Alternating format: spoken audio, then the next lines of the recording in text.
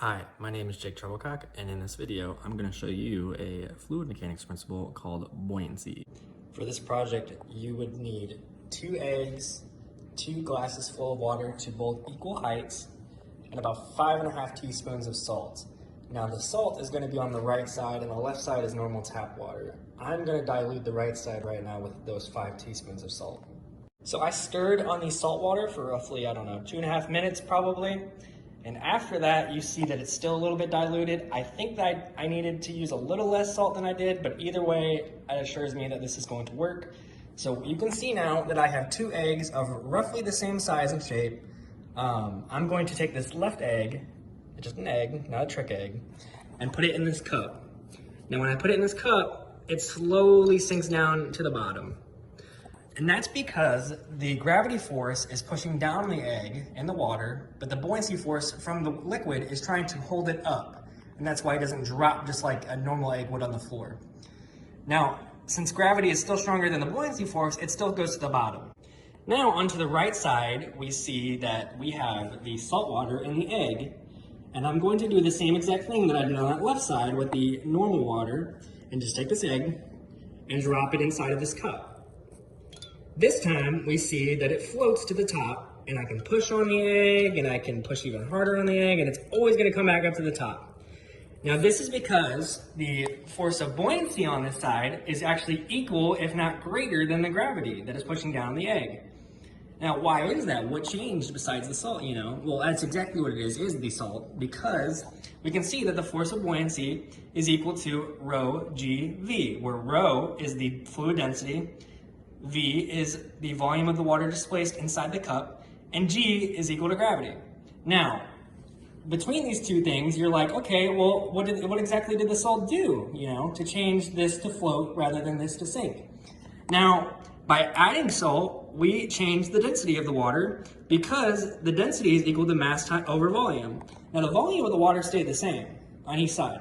They're equal amounts of water as they are both at the equal lines at the top. But by adding that salt, it changes the mass, which increased the density on the right side cup.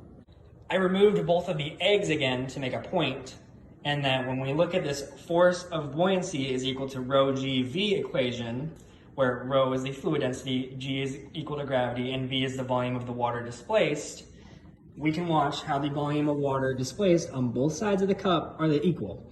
So when I take this egg that I used earlier in this side, and I put it back in this glass, it goes up roughly about a tick on the side of the glass if you look really closely. Now we're gonna do the same thing on this right side with the same egg from earlier that was on the right side, and it goes up about a tick. Same thing over there, by the same level and everything.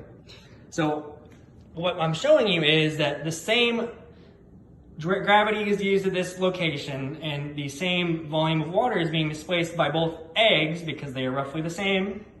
The only thing we're changing is the fluid density, which I previously described as changing simply because we changed the mass from the salt that we added. That's the end of my demonstration on the force of buoyancy. Here we were able to see that the left side cup, as I showed you with no salt water, sunk the egg, whereas it tried to stay up, but it physically could not simply because of the fluid density inside of the cup. It still displaced the same amount of volume and the same amount of gravity. Now on the right side cup, we saw that by changing the density and using roughly the same egg and obviously the same gravity, we were able to see that the fluid density inside was changed relative to the mass by adding the salt, which then allowed the egg to shoot up and float. Now, this is the same kind of thinking that they have whenever they think of large barges and ships in the sea by shipping over containers and whatnot.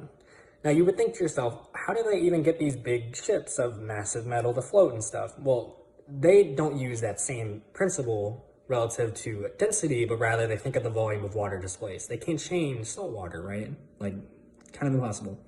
So what they do is by taking that force of buoyancy equation, which is equal to rho GV, they focus on that V. They take these big boats and barges and whatnot, and they make them massive enough to displace tons and tons and tons of water. And by displacing that much water, they are therefore affecting that equation so that the boat can float. So that's the end of my demonstration, and thank you for watching.